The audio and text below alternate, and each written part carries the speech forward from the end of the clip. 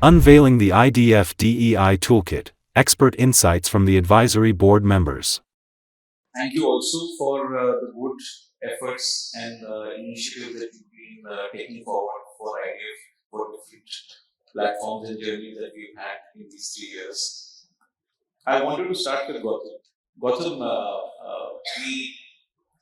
we started this journey of Toolkit 2 years back, and I still remember one of the key things that we came out was that different companies were at different levels of evolution when they looked at themselves on the D&I curve.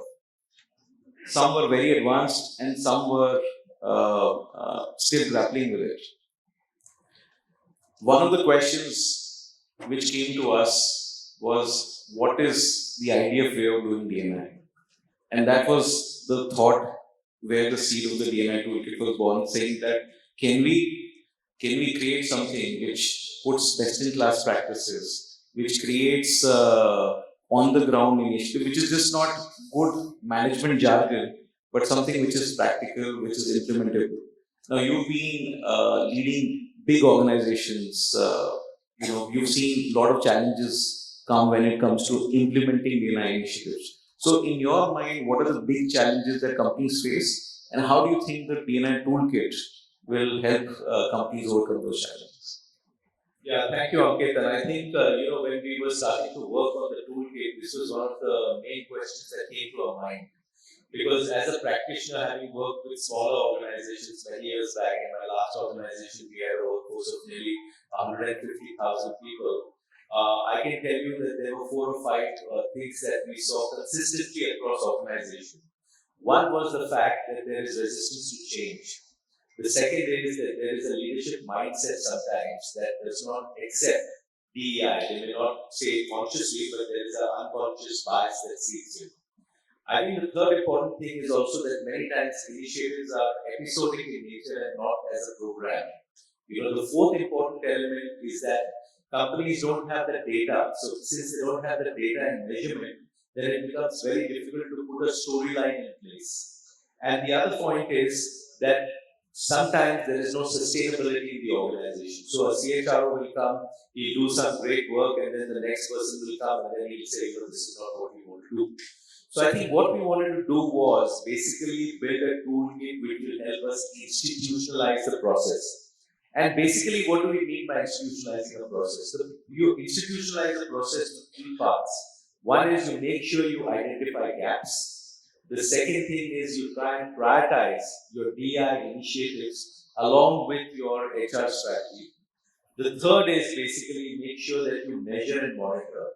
And fourth is that you have a maturity curve or a maturity platform or a maturity grid, which takes you, higher and higher. So as you begin to benchmark, you will really find out whether you're on level 3, level 4, level 5, level 1. And that actually becomes a very, very powerful self-improvement tool. I remember when we go back many years back, we had this whole concept of plan, do, check, act. Right? And plan, do, check, act is a continuous learning process. So what the Esteemed Toolkit does, it puts you on a learning curve constantly, and it brings out 3 cultural factors for any organization. And these are, it helps you build a culture of inclusion, it helps you build a culture of accountability, and it helps you build a culture of impact. And I think that's the power behind this toolkit. First of all, a quick 20-second backdrop. I still remember 4 years back, Ankit had invited me for a small huddle session of 5 or 6 people in a South Bombay conference room. And he said, Satish, I think I really tempted and very, very passionate to start this initiative on diversity. I said, wow, nobody's going to talk about it in these days. And he already had some 5, 6 things lined up. I could see that twinkle in his eye, and of course his team members that time. Fast forward 4 years, or 4.5 years, today we have about 300 people in this room coming for only one cause. How do we accelerate this DEI cause? This itself speaks volumes that each one of you are ambassadors of this initiative. A big round of applause for each one of you. I think that speaks volumes about that twinkle in the eye 4.5 years back. Okay, I want to give a slightly different perspective. I should make a disclosure. I'm not an HR person. I've been running business as CEO for the last 15 years plus, half of my career. But then, for me, the most important thing is to address the why DEI. I think that's very important because it's good to do CSR. You're forced to spend 2% of your profit after tax. You just do it outside a Prime Minister's Relief Fund. That's not what we're talking about. Why is DEI important? We saw some statistics, 35% productivity increase and all that stuff. First, I think we need to be convinced that this is truly impacting my business, either top line or bottom line. Let's get that straight. If that is not happening, you stand upside down, nothing is going to move. Because ultimately, at the end of the day, business speaks. We are all here as business people. We are all here for advancing our shareholders' value. And if there is a return on investment on what you do, it will happen. If there is no return on investment on what you do, guys, it's never going to happen. Let's call spade a spade. Now, why I personally, from my business experience and from all whatever I've learned from these learned HR people is, this is a business positive initiative. Business return on investment positive.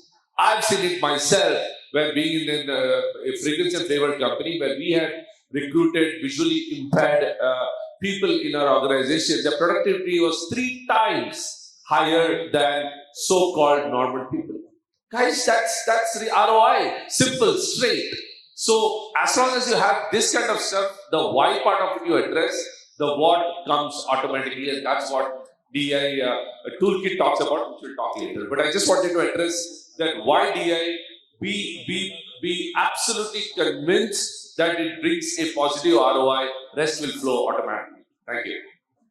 So just staying on that ROI bit, Satish, you've been always a CEO, you always talk about ROIs. In your mind, how can the toolkit help companies bring a meaningful and a measurable impact? And measurable is the key word over here. Sure. Anything which is not measurable really doesn't make sense. It's only yarn, and that's not what we are here for. So first of all, let me take a minute to talk about this DEI toolkit and why I personally is super excited about this. This is a space which was always fragmented. This is a space which was always a leader-driven. This was a space which was some of the companies were passionate about. So it was fairly like it was built like a hodgepodge. Some were doing it some other way. Some were thinking they were doing great. Some knew they were not doing great. They wanted to do something else. But it was all sort of fragmented. What a perfect time for IDF to come up with this DEI toolkit, because this brings discipline to the madness. As he rightly said, it's a very systematic approach to first check at what stage the organization is. I'm sure there's no organization in this world which can claim that it's 10 out of 10. So first it measures at where you are. Then it tells you step by step what you need to do. Do you have a vision? And most important, it gets all stakeholders on one page. That's very important. A CEO or a CXO can talk volumes, but if your people are not embedded to it, nothing is going to move. So I think this is a very systematic approach, this DEI toolkit. And to come to quickly a question on how do you measure it, this is what DEI toolkit, I don't want to steal the thunder out of the DEI toolkit, but this is what the toolkit gives you. How do you measure it? The very basic is, how do you stack up? Now there are 300 people, I'm sure there are you represent about 200 plus companies. How each one is ranked against each one, relative ranking. I was asking Ankit the other day, saying that once the data gets populated, maybe a year from now, 2 years from now, can we have a DEI toolkit platinum, gold and silver? So you automatically know at what level, like the EcoVadis principles. So at what level you are against your peer companies at least. Number one. Number two is today everybody is talking about a health and wellness survey. Is your employees engaged? Who doesn't want an engaged employees in your company? How do you measure it? Now, if this DEI impact, once you launch this program, and if your engagement score goes up, automatically your attrition comes down. And that's what every company wants. And this is, I would say, a very basic level of measurement. Then after that, starts coming about how do you measure engagement. And finally, for at the end of the day, it impacts your bottom line. Period. That's it. So once you have that kind of a measurement analytics, which I assume DEI Toolkit will have, or maybe version 2.0 and 3.0, that's where you hit that management. In fact, what you can do as part of the toolkit, one of the chapters talks about the impact and the engagement, each and every initiatives that companies are running in their organizations as part of their D&I efforts. What is the impact on the ground? So you can actually conduct surveys to the relevant target groups and get real-time scores. And that is where the measurability quotient of the D&I toolkit kicks in. I just want to add one more point to what Ankit and Satish have said. I think we need to understand that the DEI toolkit is a tech-enabled platform. It sits on a SaaS platform, and because of that, once data collection is done, your matrices, right, on DEI, can really be linked to your HR matrices also. So that gives you a very powerful window to look at the way you're monitoring, the way your data is being collected, and the way your maturity levels are going up. So it's a very strong platform. It's tech-enabled. It's also compatible with your HR ERP platform. So it gives you a lot of compatibility on data movement and data portability. Yeah, I'm going to step into the shoes of some of the people sitting over here, and they would be thinking that when you hear the word toolkit, it is almost like somebody is going to tell me how things is to be done. But I'm already doing stuff. I'm already doing initiatives. I'm already having different levels of maturity in different aspects of D&I, right? One may be doing something for gender, something for PWDs, something for the LGBTQ community. How does the toolkit actually enhance or complement my efforts? Satish, you want to come on that? Sure. I've been involved in DEI initiatives at least in 2 different countries at different level of companies, one with a 10,000 people plus workforce and some 500 to 800. Both these, or at least 2 or 3 of them, always had DEI initiatives. But I should confess that these are homegrown initiatives. We did not have the privilege, I'm talking about 8 years back, 9 years back, we did not have the privilege of starting it the right way.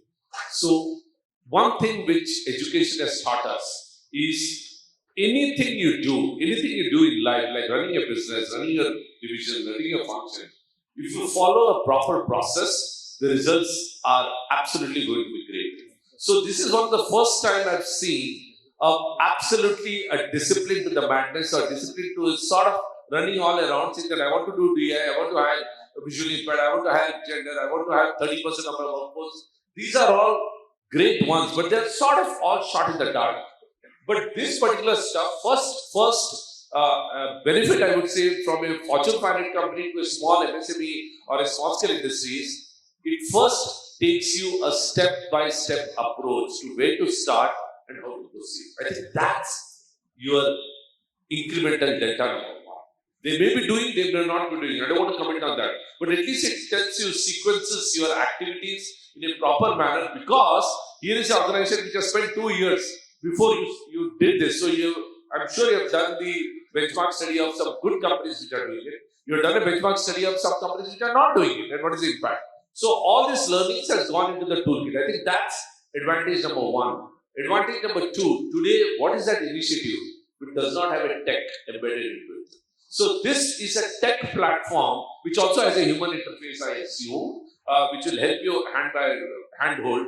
So being tech enabled, it just helps you to integrate, as Gautam rightly said, integrate into the various other ecosystems which is already there. So that's delta number 2. So at any stage of organization, big or small, it's already there. I'm absolutely sure that this adds value to it. Now, some of it may be delta, some of it may be more. That's different. But it's not going to erode the value. So, going to add. So, I would welcome everybody to take a plunge at it, try it out. You will benefit something out of it. That's sure. Gautam, I know you've been involved in this entire thought process of how should we implement the toolkit. And there was a lot of thought around how should we do it, how should we take this product across. And then we decided on the toolkit implementation partners. So I want to know what was the thought behind it. What role do you see them playing in this entire journey? So, when we looked at the whole concept of DTP partners, I think there were two things that we looked at very closely, and I had the opportunity of meeting some of them even before they were empaneled. So, I think one of the things we realized is that we needed people with some degree of credibility and expertise, some people who had already worked across companies and regions to understand, what they could bring to the table. I think the other point is that it's very important that the point that was raised earlier is that there is no concept of one size fits all. You have to customize the toolkit depending on your industry, your size of the organization, and the complexities. And I think this is where they bring things to the table. I think the other thing is that there are complex DEI problems. There are problems around how do you handle unconscious bias, how do you handle DEI in a harassment situation, how do you handle DEI in a matrix organization. Multiple things are there, and I think the DTP partners will bring their solution, their experience, their expertise on the table. And I think what is also important is that DTP partners will also help us in benchmarking and building maturity models. So they bring an outside-in approach to this whole thing, and I think that is a breath of fresh air, and that's why we said, we need DTP partners to help us over a period of time. So it may be a question too early, but how do you see the toolkit moving on from here, right? It's taken us 2 years to get to the toolkit in its current shape and form. But in your mind, Gautam, how do you see the journey going forward? Yeah, so I think, we have a very important day today, and I look at it that way, because today we have the IDF team, and this is a large team, like what Satish said, in Zoom itself, we would have people across 200 companies, and, we have over 500 companies. On the other hand, we also have a toolkit, which has been well thought of, and it's a credible toolkit. I think if we bring the two together, all of us and the toolkit, and we start to work closely with the toolkit, I think there's a huge amount of data that will get generated. We will get to benchmark through processes, we will get data through processes, and I think the conversations, the discussions, the level of interactions will be much, much different as we try and solution our DEI issues and DEI problems. Let's not forget the vision of IDF has been, to build diversity, inclusion, and equity, and build a strong corporate platform across India. And I think all of us here will make a great, great impact on that if we get together and start to use this toolkit religiously. So, do you want to comment on that? I'll give you a marketing spin to this, and it's a lofty challenge to all of us here.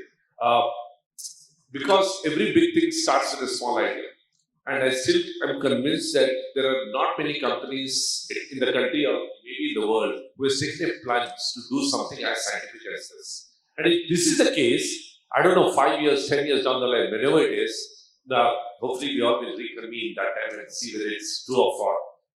Make this toolkit almost generic. What I mean by that is today, for example, we almost use this in a lighter way. Can I DHL this to you? Can I have a Xerox? These are all actually brands. They become almost generic because the way we use it.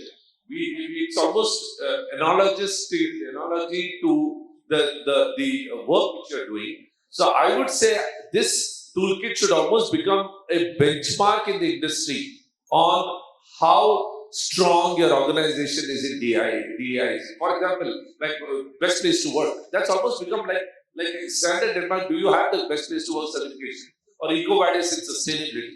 So can we have this DEI toolkit almost like an industry benchmark, saying that what is your DEI score? At what level is your organization evolution? And this becomes almost generic.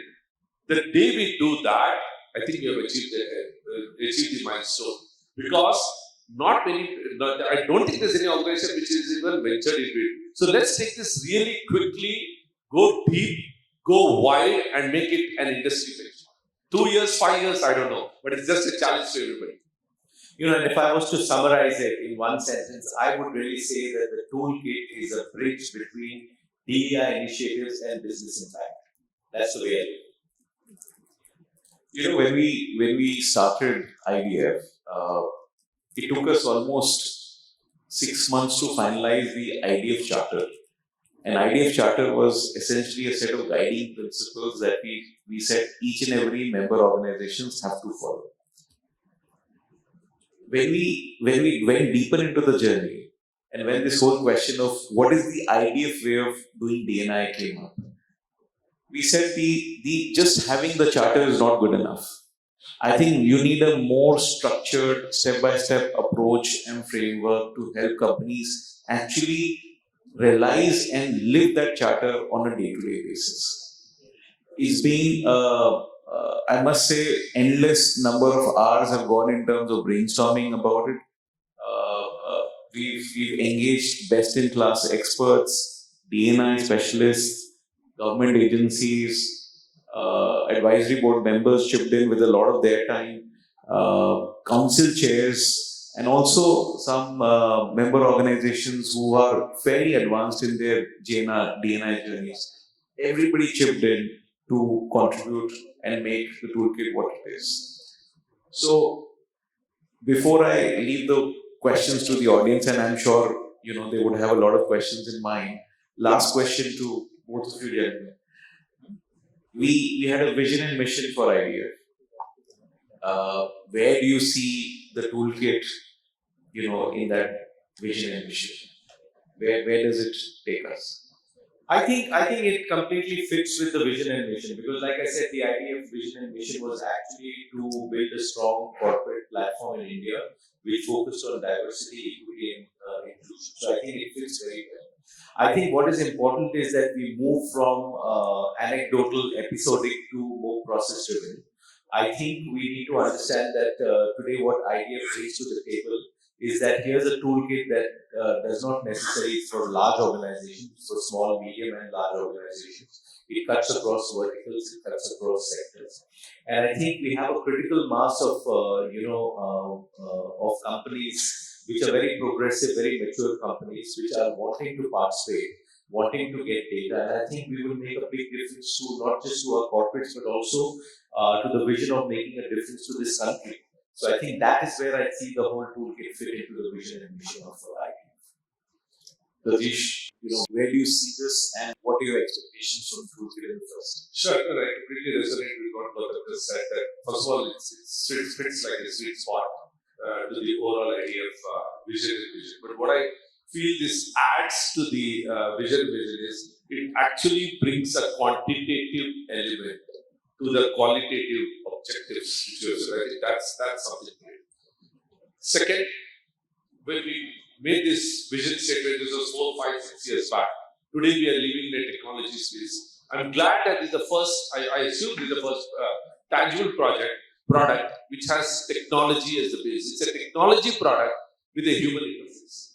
That's what makes this relevant to today's needs. It is relevant to today's socio-economic gaps. I just read in one of the slides that a country with more than 50% women having only 22% participation in the industry, shame on us. And we are ranking some 135 out of 149. What are we talking? So here is a thing, initiative, not only it's a business ROI positive, but it's also a huge social impact, which I think all of us as corporate citizens and human beings ought to do it. And that's the purpose of IDF. It's all about social impact and it's absolutely hits like a bullseye.